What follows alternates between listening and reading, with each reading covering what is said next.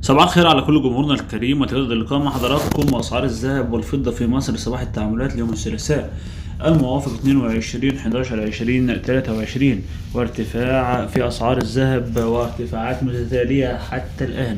سوق الذهب في عدم استقرار وارتفاع منذ حوالي 5 أيام. نصيحة لكل أخ وكل أخت، يا ريت تشتري ذهب وتستثمر فيه للأجل الطويل. لو أنت عندك فلوس مش عارف تشتغل فيها تعمل بها إيه، يا إما تشتري ذهب أو تشتري بها عقار، لأن في تضخم وبيزيد. أما بقى بالنسبة لأسعار الذهب فجاء كالآتي: ونص الذهب شراء 99,531، بيع 98,816. الجنيه الذهب شراء 22,400، بيع 22,240.